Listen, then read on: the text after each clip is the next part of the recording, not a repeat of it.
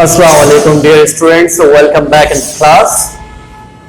Students, in the previous class we discussed present simple tense. Why do we use present simple tense? What are the examples of present simple tense? In today's class, inshallah, I shall let you know the formula of present simple tense and afterwards we shall do some exercises. देखिए यहाँ पे तो हमने कल जो and की थी मैंने क्लास वो इस बात पे की थी कि यहाँ पर एडिशन हुआ है और एडिशन क्यों हुआ है, हर जगह पर थर्ड पर्सन सिंगुलर है, ठीक है, तो कंफ्यूजन रह भी सकती है जहन में। आज हम अपनी क्लास को आगे लेके जाएंगे फॉर्मूला राइट डाउन करके। प्रेजेंट सिंपल का फॉर्मूला हर स्टूडेंट को तकरीबन पता होता है, मैं कोई नई बात आपको बताने वाला नहीं हूं फॉर्मूले के हिसाब से, लेकिन इसके बाद एक प्रैक्टिस है जो हो सकता है आपके लिए थोड़ी सी न्यू हो, और ये ध्यान में रखिएगा ये आपके सॉलिड 15 मार्क्स हैं, इसलिए हम ये प्रैक्टिस कर रहे हैं। 15 मार्क्स यहां से और 10 मार्क्स सेक्शन सी से, तो कितने हो गए 25 solid marks. The subject of English is the best one to enhance and increase your percentage, ये ध्यान में रखिएगा। अच्छा जी, अब बात कर लेते हैं formula.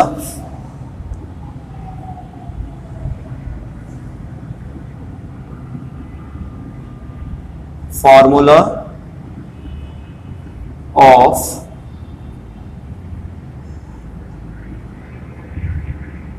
Affirmative. Formula of affirmative कल भी शायद मैंने बताया हो। अफर्मेटिव क्या होता है? देखो, अफर्मेटिव ही पॉजिटिव सेंटेंस होता है, अफर्मेटिव ही असर्टिव सेंटेंस होता है, यानी जिसमें आप कोई स्टेटमेंट देते हैं, क्या काम आप करते हैं या करेंगे, क्या आपने काम किया। Okay, formula is number 1 subject plus first form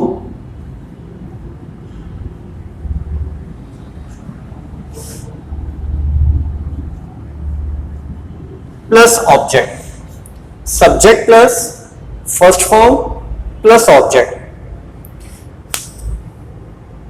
बीच में कोई हेल्पिंग वर्ब नहीं है। अफर्मेटिव सेंटेंसेस में कोई हेल्पिंग वर्ब यूज नहीं होता है, ये बात अपने जहन में बिठा लीजिए आप। ओके, कल जो हमने सेंटेंसेस बनाए थे वो सारे के सारे अफर्मेटिव थे, ठीक है, उसमें नेगेटिव भी थे 2, लेकिन एक नेगेटिव था जिसमें नेवर आ गया था, लेकिन वो डिफरेंट टाइप का था क्योंकि वो हैबिट की बात कर रहे थे हम, तो नेवर में चला गया था। एग्जाम्पल इसकी यहां पर एक मेंशन करते हैं, जैसा कि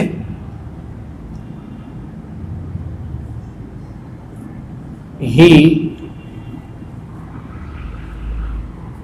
goes to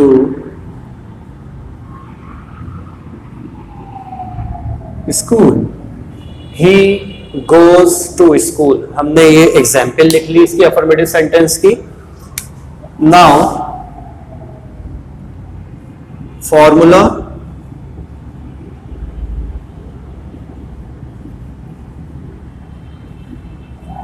of negative sentence. Formula of negative, negative का मतलब नॉट हो जाएगा, तो हम स्टार्ट करेंगे अपना सेंटेंस सब्जेक्ट से ही। अब ऐसा नहीं हो सकता कि मैं सब्जेक्ट के बाद डायरेक्ट नॉट लिख दूं, सब्जेक्ट के बाद डायरेक्ट नॉट नहीं आएगा, बल्कि आपको एक उसूल है अंग्रेजी जबान का, when you are making negative or interrogative sentences you need to take support from auxiliary verbs or helping verb। जब आप नेगेटिव या इंटेरोगेटिव सेंटेंसेस बना रहे होते हैं तो आपको हेल्पिंग वर्ब्स की जरूरत पड़ती है। कोई भी टेंस हो, अलग अलग टेंसेस के अलग अलग हेल्पिंग वर्ब्स हैं, आप उनको यूज करते हैं। प्रेजेंट सिंपल में हेल्पिंग वर्ब है आपके डू और डज। क्या है?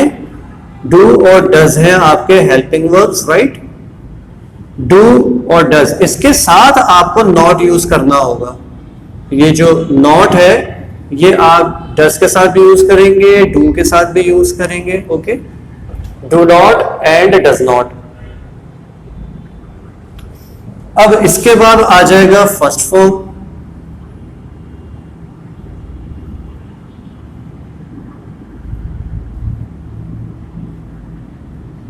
फिर आ जाएगा ऑब्जेक्ट आपका, subject plus first form plus object, subject plus do not does not plus first form plus object. ये आपका हो गया फॉर्मूला नेगेटिव सेंटेंस का. अब मुझे इसी सेंटेंस को नेगेटिव में चेंज करना है तो मैं क्या करूंगा, सब्जेक्ट लिखूंगा पहले. सब्जेक्ट आ गया हमारा यहां पर ही के बाद अब मैं नॉट नहीं लिखूंगा यहां पे, बल्कि मैं हेल्पिंग वर्ब यूज करूंगा यहां से.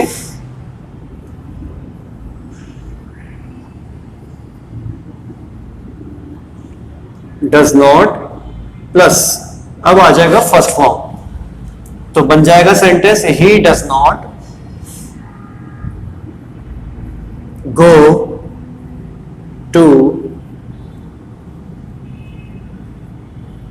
School. He does not go to school. देखिए हुआ क्या, हमने डज नॉट यूज किया और फिर एंड में से एस को यहां पे खत्म कर दिया. ये क्या मामला है, यहां पे एडिशन क्यों हुआ है, यहां पे हमने ऐड क्यों नहीं किया, that I shall tell you later on. अभी मैं आपको ये सब समझाऊंगा इंशाल्लाह. तो he goes to school change into negative, he does not go to school. वो स्कूल जाता है, वो स्कूल नहीं जाता है. ठीक है, आपको प्रैक्टिस भी ऐसे ही करनी है, ओरल प्रैक्टिस भी आपने करनी है. जैसे he goes to school, he does not go to school, ऐसे आपने सेंटेंस की प्रैक्टिस करनी है. मैं इसी के नीचे एक और सेंटेंस लिख देता हूं और फिर यहां पे एक और सेंटेंस बनाता हूं ताकि हमारी कुछ और भी प्रैक्टिस हो जाए. ही गोज टू स्कूल और यहां मैं लिखता हूं आई गो टू स्कूल. ओके, दो एग्जाम्पल्स हो गए हमारे पास अफर्मेटिव की. अब नेगेटिव की भी हम दो एग्जाम्पल्स कर लेते हैं. ये आ गया यहां पे, तो अब मैं लिखूंगा इधर आई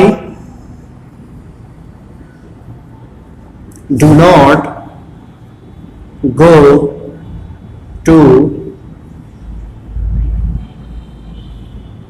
school. I do not go to school. ये क्या डिफरेंस है, क्या मामला है, हमें कैसे पता चलेगा? आपके जहन में ये कंफ्यूजन आ सकती है.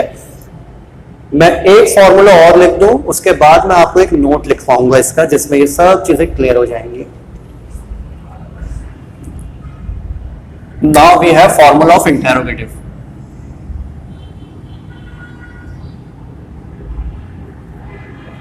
Formula of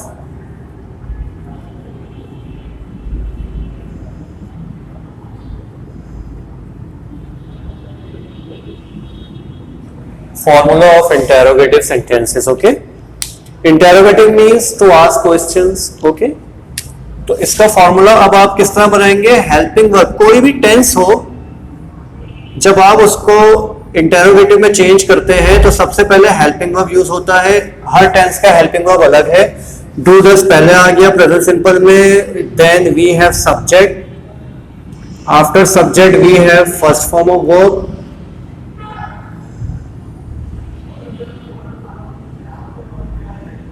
plus object and question mark.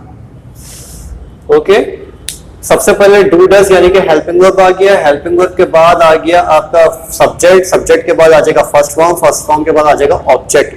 तो आपका बनेगा इंटेरोगेटिव सेंटेंस. ओके, ऐसा नहीं होगा कि मैं यहां पे व्हाट लिख दूं और सब्जेक्ट लिख दूं, ऐसा नहीं हो सकता. अब ये दो सेंटेंसेस हैं, अगर मुझे इसको चेंज करना है इंटेरोगेटिव में तो मैं इस फॉर्मूले के हिसाब से चेंज करूंगा. ठीक है, does he go to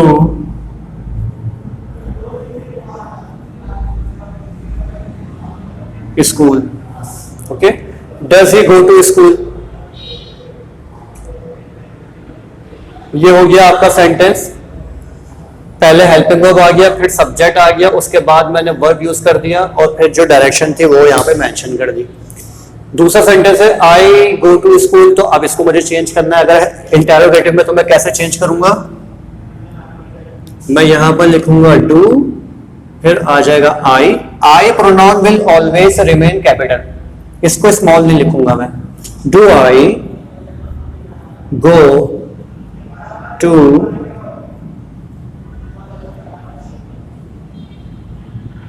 school, do I go to school, he goes to school, he does not go to school, does he go to school, I go to school, I do not go to school, do I go to school। आपने भी ऐसे oral practice करनी है। ये है तीनों sequences present simple tense के, affirmative, negative और interrogative.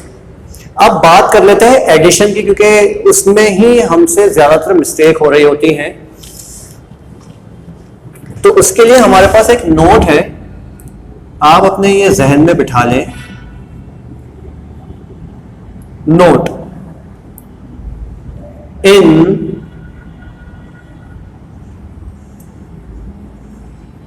verbs ending, in verbs ending ss, sh, ch, x, o, z, okay, we add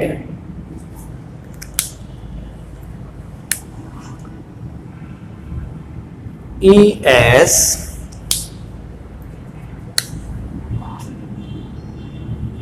otherwise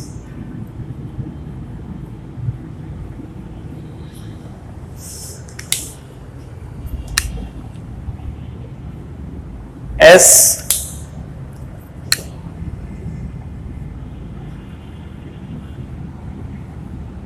only,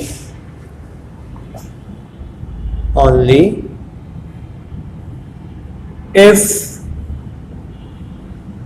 the subject is third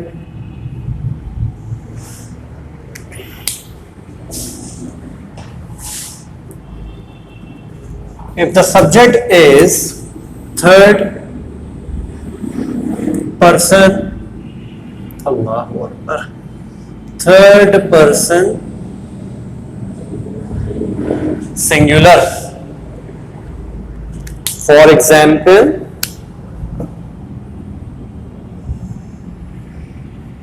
he, she, it,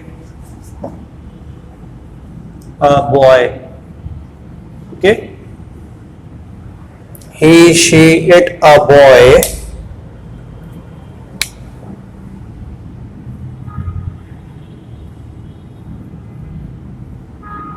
presses,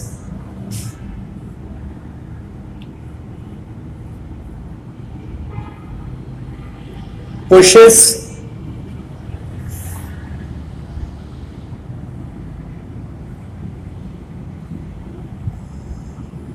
teaches,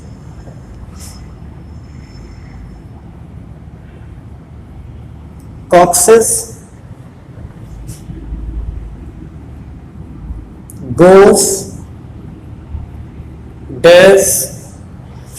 understand? यानी कि अगर आपका subject, देखो verb के end में अगर S S आ जाए, S H आ जाए, सी एच आ जाए, एक्स आ जाए, ओ आ जाए या जेड आ जाए, ठीक है, तो आप क्या करेंगे, ई एस को ऐड करेंगे, वरना सिर्फ आप एस को ऐड कर देंगे। लेकिन कब करेंगे आप, अगर आपका सब्जेक्ट थर्ड पर्सन सिंगुलर हो।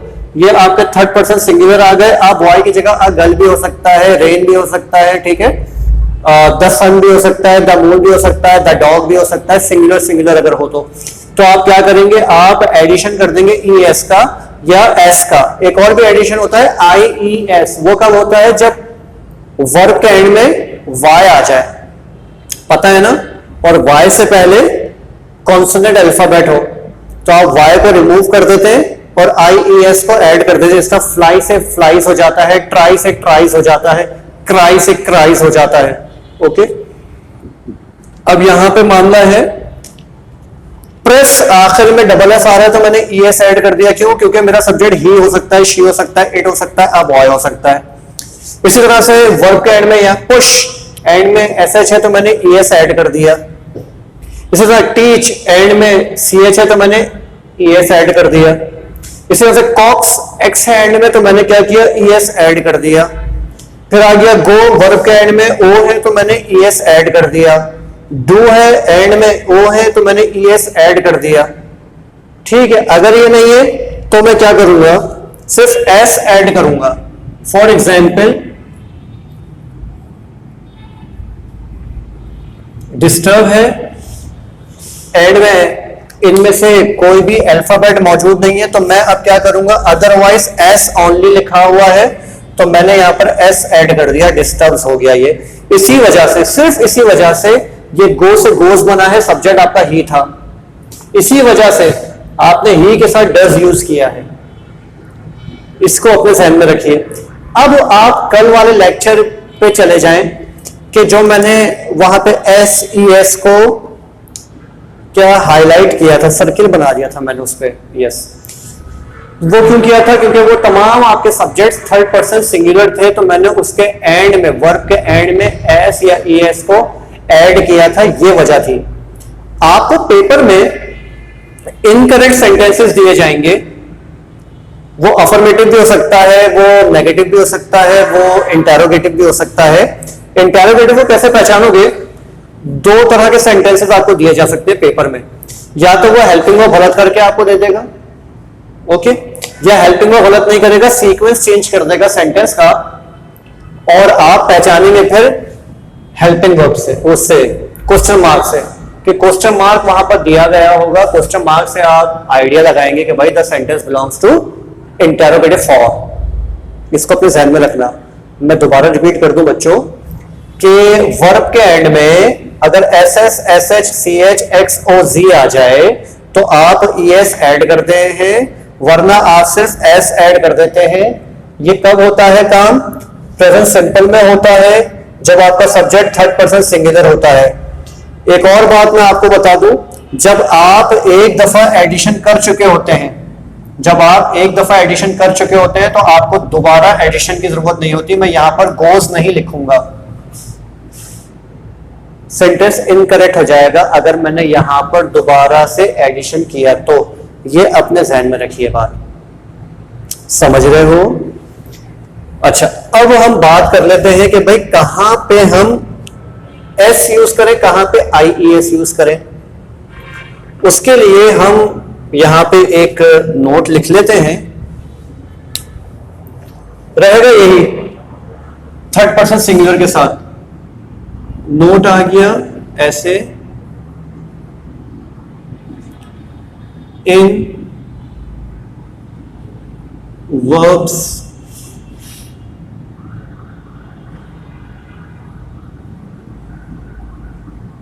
ending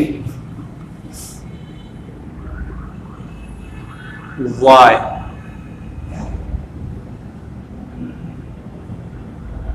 in verbs ending y,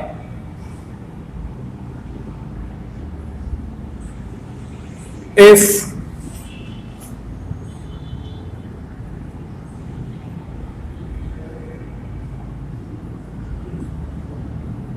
consonant letter is present,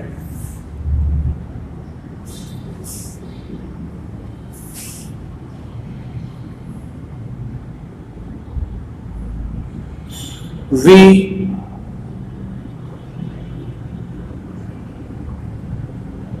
remove y and add IES. Okay, otherwise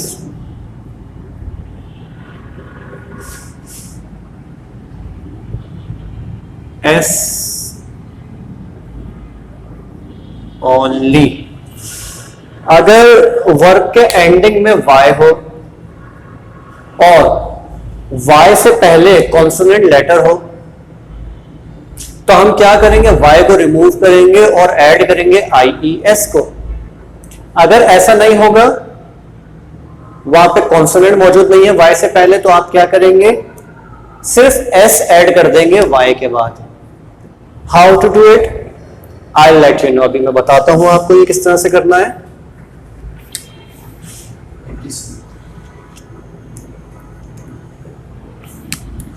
for example हम यहां पर लिखते हैं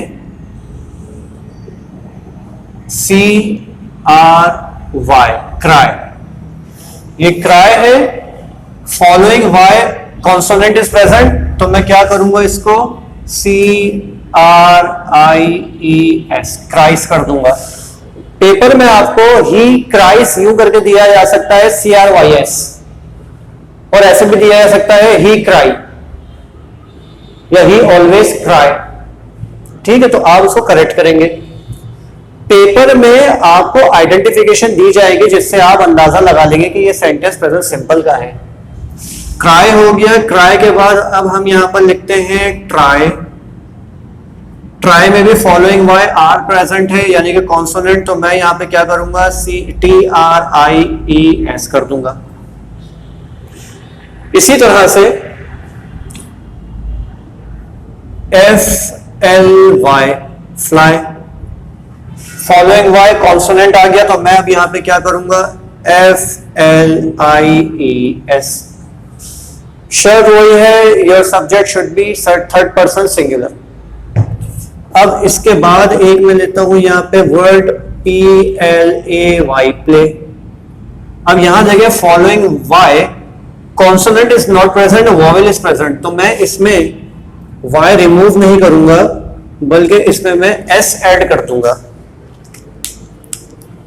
ये एक लास्ट इसकी थिंग थी जो आपको एक्सप्लेन करना थी. अब जो हमारी क्लास होगी इंशाल्लाह, उसमें मैं आपको सेंटेंसेस प्रोवाइड करूंगा और आप फिर उसको होमवर्क के तौर पे भी करेंगे, हम क्लास में भी कुछ करेंगे और हम नया टेंस भी बनाएंगे. उसी में मैं आपको ट्रांसलेशन भी बताऊंगा. Do a great care of yourselves. Allah Hafiz.